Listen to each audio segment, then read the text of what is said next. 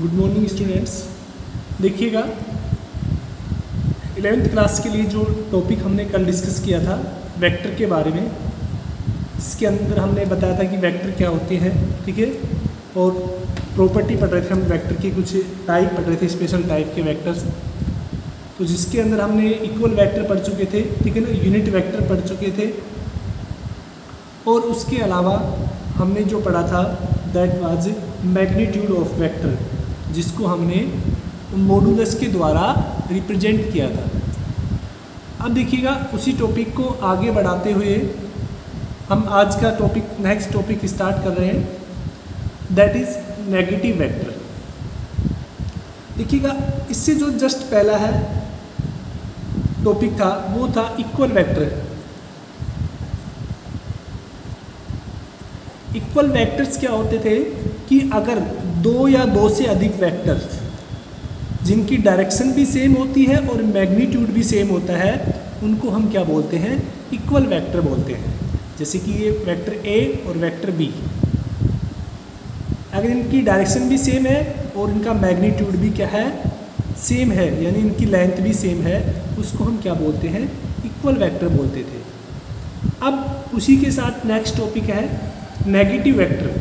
देखिएगा negative vector क्या होता है कि the vectors of same magnitude, यानी जो वेक्टर हैं उनका मैग्नीट्यूड तो सेम होना चाहिए, यानी उनकी जो वैल्यू है वो तो सेम होनी चाहिए, but acting in opposite direction, लेकिन वो एक दूसरे के अपोजिट डायरेक्शन में होनी चाहिए। मैग्नीट्यूड सेम होना चाहिए लेकिन डायरेक्शन है वो क्या होनी चाहिए, एक दूसरे के अपोजिट होनी चाहिए। अगर एक ऑब्जेक्ट नॉर्थ में है जिसकी डायरेक्शन नॉर्थ है, तो दूसरे ऑब्जेक्ट की डायरेक्शन है अगर वो साउथ है, तो वो दोनों क्या कहलाएंगे, नेगेटिव ऑब्जेक्ट कहलाते हैं, सॉरी नेगेटिव वेक्टर कहलाते हैं। यानी नेगेटिव वेक्टर के बीच में अगर हम बात करें, दो नेगेटिव वेक्टर हैं तो उनके बीच में एंगल होगा, वो कितने का होगा, 180 डिग्री का एंगल होगा, ठीक है। अब देखिएगा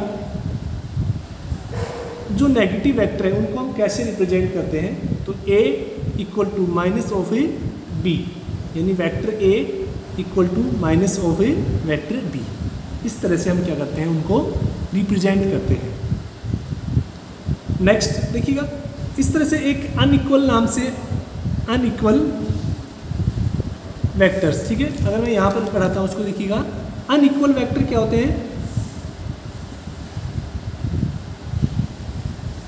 अब अनइक्वल वेक्टर को हम तीन तरह से डिफाइन कर सकते हैं। अगर दो वेक्टर हैं जिनकी डायरेक्शन तो सेम है लेकिन मैग्नीट्यूड अलग अलग है, यानी दोनों की डायरेक्शन सेम होगी लेकिन मैग्नीट्यूड क्या है, अलग अलग है, तो इसको हम क्या बोलेंगे, अनइक्वल मैग्नीट्यूड, अनइक्वल वेक्टर बोलेंगे।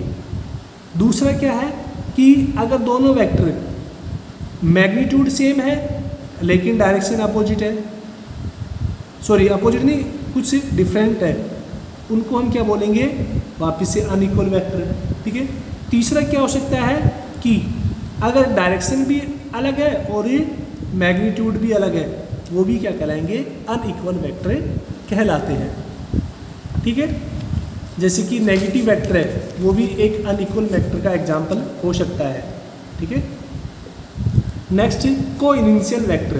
को का मीन्स क्या होता है, एक जगह, एक साथ, एक जगह पर, यानी वो वेक्टर जिनका स्टार्टिंग पॉइंट यानी ओरिजिन एक ही पॉइंट हो, सिंगल पॉइंट हो, उसको हम क्या बोलते हैं, को इनिशियल वेक्टर। जैसे कि ये वेक्टर P है और एक वेक्टर Q है, ये दोनों एक पॉइंट O से ही क्या हो रहे हैं, स्टार्ट हो रहे हैं, इसका मीन्स क्या हो गया, ये दोनों वेक्टर क्या कराएंगे, coinitial vector. If vector have the common initial point या common origin known as the coinitial vector.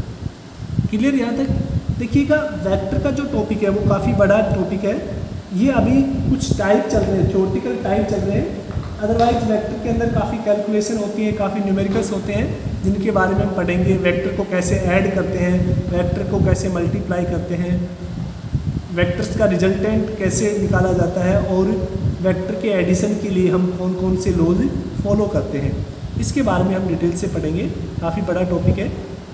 तो देखिएगा सब नेक्स्ट हम बात करते हैं कोलीनियर वेक्टर। कोलीनियर का मीन्स क्या होता है कि एक ही लाइन के अलोंग, यानी एक ही डायरेक्शन के अलोंग, यानी अगर दो या दो से अधिक वेक्टर सेम डायरेक्शन में मूव कर रहे हैं, चाहे उनका मैग्नीट्यूड अलग हो, लेकिन क्या है उनकी जो ट्रैवलिंग डायरेक्शन है वो क्या है, सेम है, यानी एक ही डायरेक्शन में मूव कर रहे हैं, उनको हम क्या बोलते हैं, कोलिनियर वेक्टर। ठीक है ना। जो एक दूसरे के क्या होते हैं, पैरेलल और होते हैं। ठीक है ना। ये जो कोलिनियर वेक्टर है वो एक दूसरे के क्या होंगे, पैरेलल भी होते हैं। ठीक है। तो यहाँ पर ये एग्जांपल दे रखे कोलिनियर वेक्टर की, सबकी डायरेक्शन एक सेम है।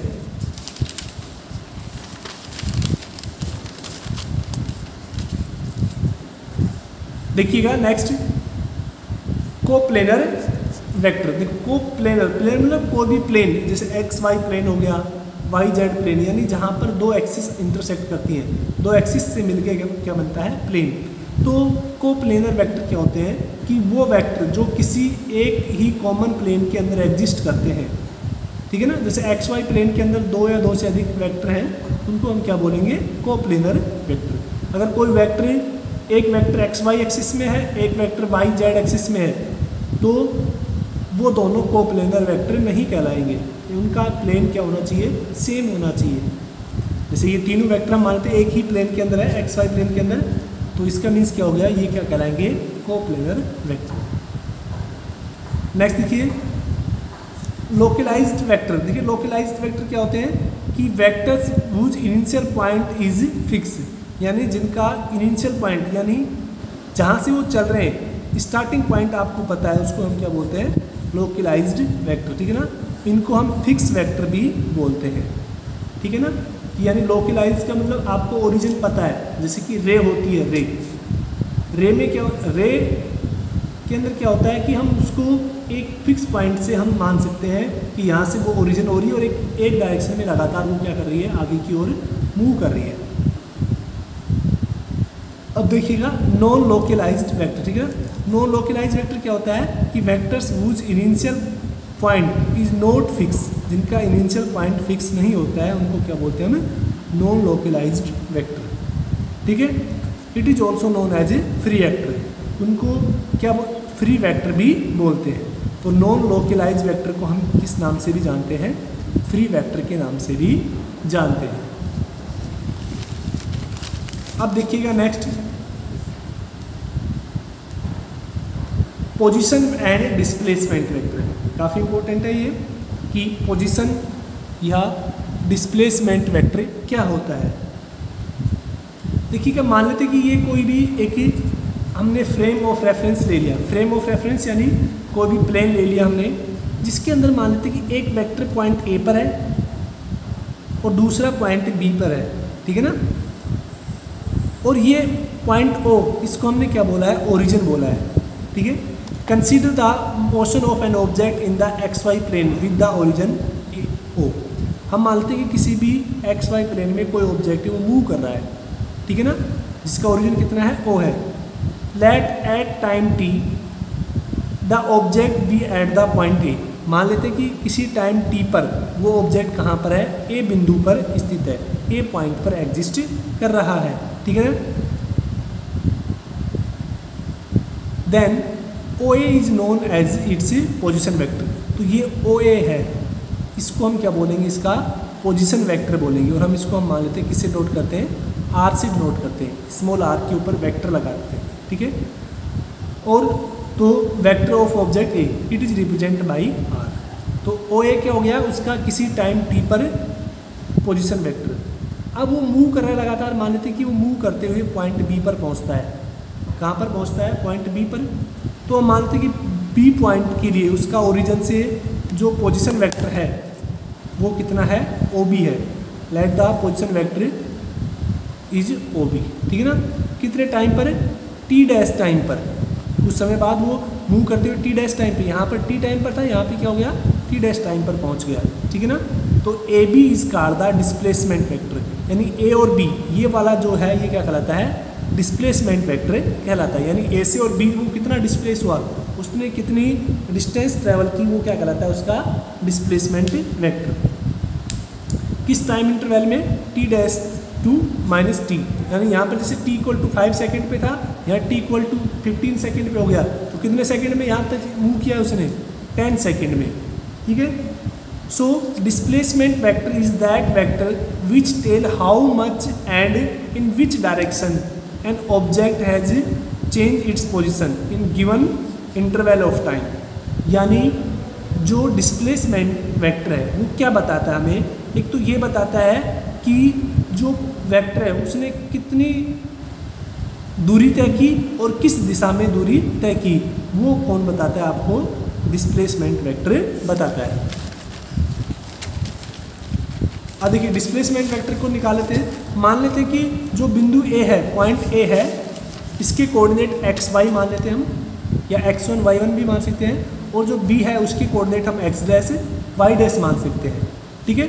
तो आपको पता है OA को हम कैसे लिखेंगे, x i cap plus y j cap. देखो ये i कैप, j कैप और k कैप, इसके बारे में हम थोड़ा आगे पढ़ेंगे।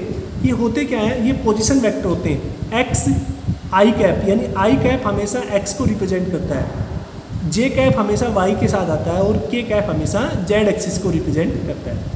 तो ये OA के लिए हो गए, और ये इस तरह से I डैश आई कैप और Y डैश जे कैप, ये किसके लिए हो गए, OB के लिए हो गए, X डैश आई कैप और Y डैश जे कैप।